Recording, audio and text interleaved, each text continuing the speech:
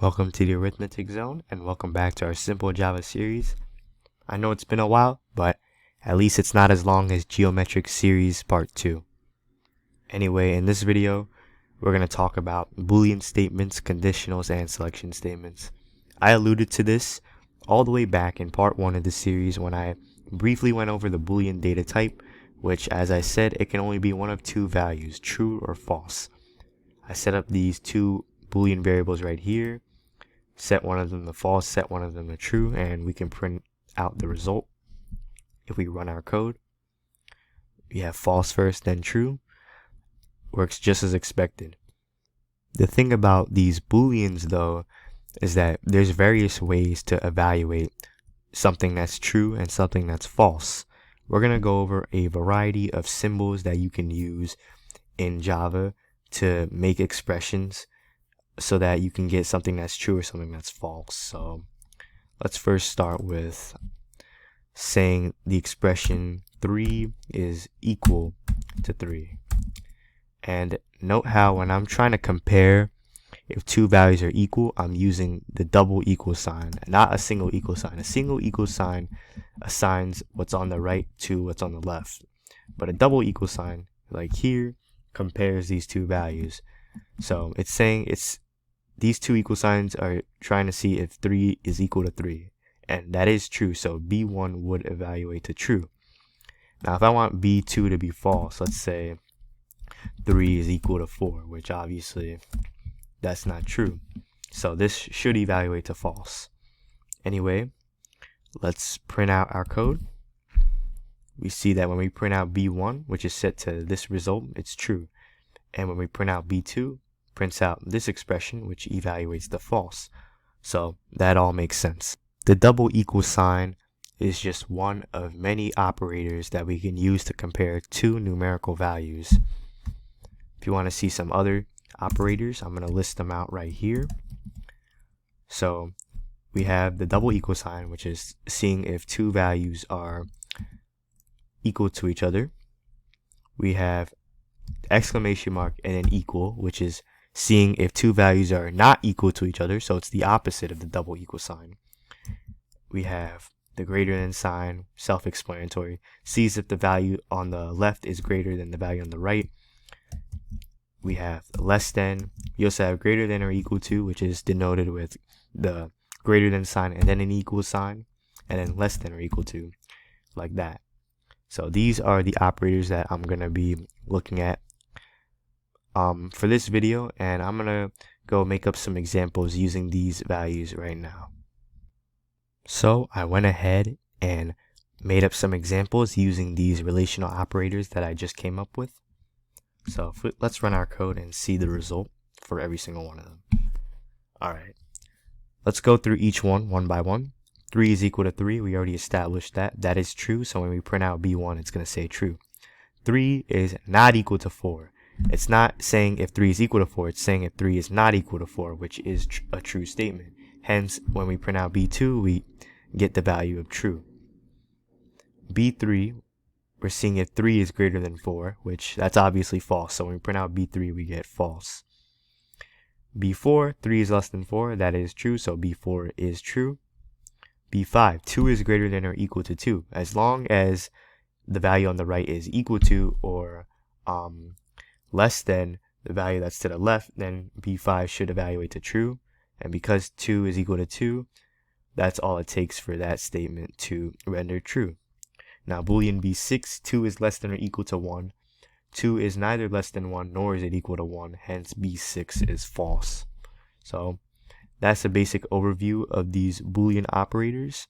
And what's really cool about using these expressions is that we can manipulate our code so that we can only run sections if they are true. We can basically branch off our code and have only the sections that we want to run actually execute. And we're going to do that using what's called an if statement. So I went ahead and made two if statements to demonstrate.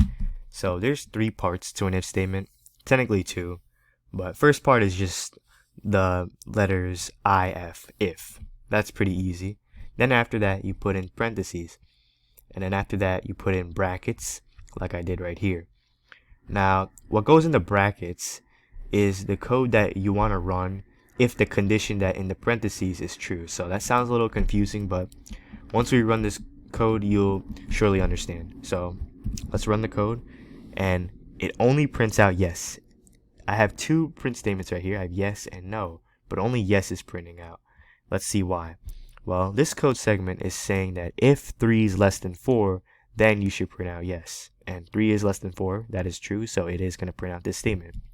The second if statement is testing if 4 is less than 3, and if that is true, print out no.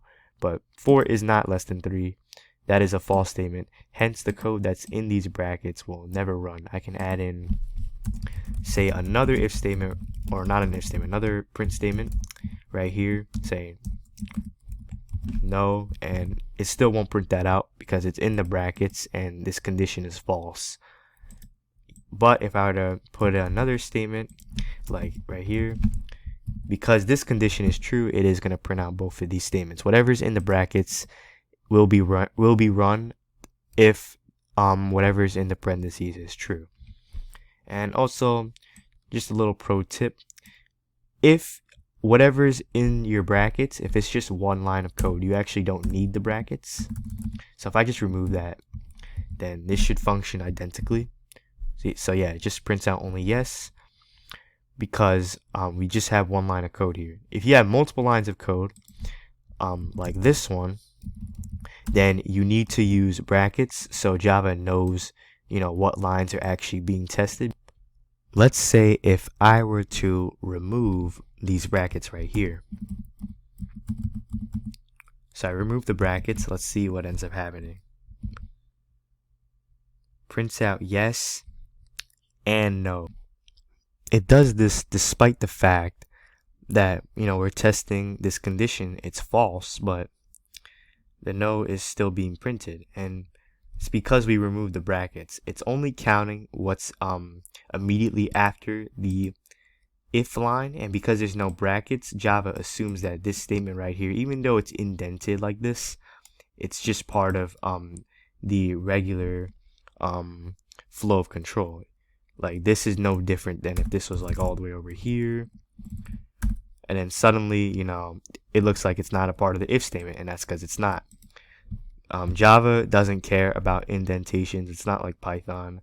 You have to use parentheses and brackets if you want to, correctly format your code and organize it. So put them both within the brackets, so Java knows that both of these lines should only be executed if that condition is true, and because it's not, it shouldn't print out. Now let's test out the else keyword. So this is an extension of if statements. An else statement is essentially what gets run if the condition in an if statement is not met. So if you're wondering why these yellow squiggly lines are always here, it's because Visual Studio Code is telling me that this is dead code, which if you have dead code, that means that no matter what happens, this code will never run. So you might be wondering what's the point of having if statements if the condition inside them is going to be false? Like, what's the point of having it? Well, when you're dealing with user input or random data, you don't know if the condition will always be true or always be false. That'll depend on what the user inputs. That'll be dependent on any random number generators used. That's why we use if statements. And even if, half the time or most of the time they're false, we still need them if we want our code to function a certain way. But because I'm just using definite numbers, this code is technically useless. This will always be false. And because this will always be false, this else portion will always run. So let's see what happens. Prints out yes and not true. So as aforementioned, an else statement only runs if the if condition before it is false. So if I were to write else right here,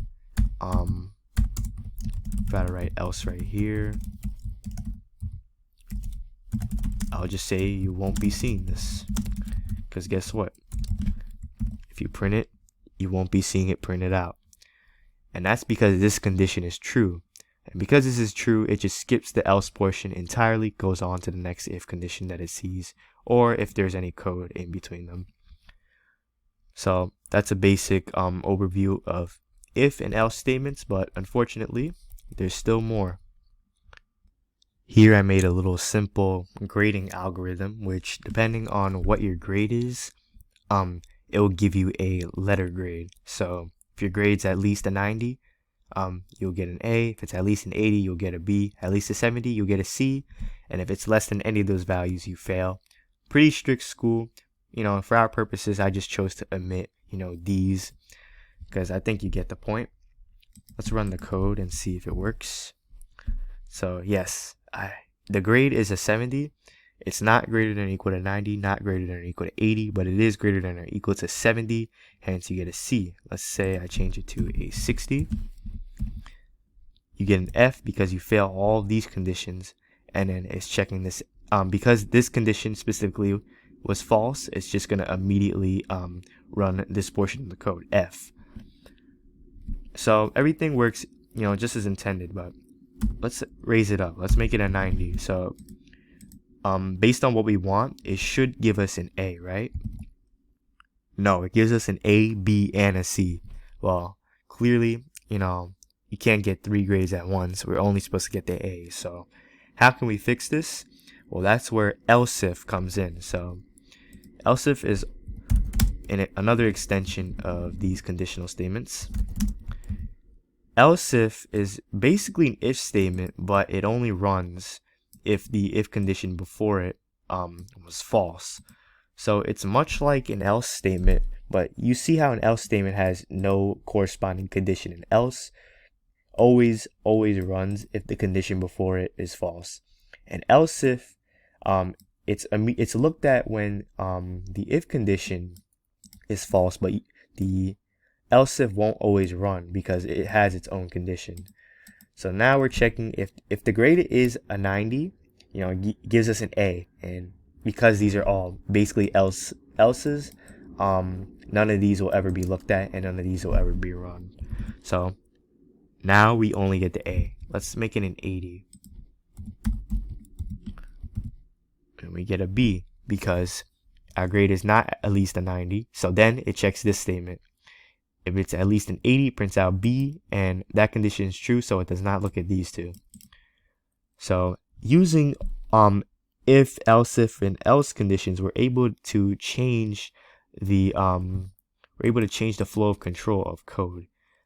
Usually it just runs, top to bottom, and it still does, but using these conditional statements, we're able to skip portions of code depending on our values. And if conditions are extremely important when you're making larger scale programs. Now finally, I want to go back into looking at these specific Boolean expressions, and you might notice some new funky symbols that we're going over. And essentially these are extensions of Boolean expressions that we can use. Now again, whatever has the yellow squiggly lines is dead code that will never run depending on whatever value that you put in. So basically it's a dead giveaway on which statements out of these 4 are actually going to be printed on our terminal. But let's see, and it only prints out true and true and true or false. So let's look at this first part. So these double Amsterdam symbols essentially represent and.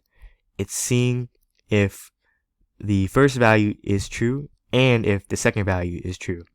If both of the values are true, then the whole expression is true, hence it prints out true and true. But if we look at this one, if true and false, well, true is true, obviously, but false is not true. And because just one of the conditions fails, this code will not be run because this whole expression evaluates the false. This is or, these double vertical lines, this is or. As long as one or both of the conditions are true, then this whole expression evaluates the true, hence it will run true or false. And then we already saw that exclamation mark, that essentially just means not. So this is saying not true, which not true is just false. And because this whole thing is false, you will never see this code be run. To conclude this video, I want to go over some more examples using pretty much everything: arithmetic, relational operators, Boolean operators. So let's go through all these examples.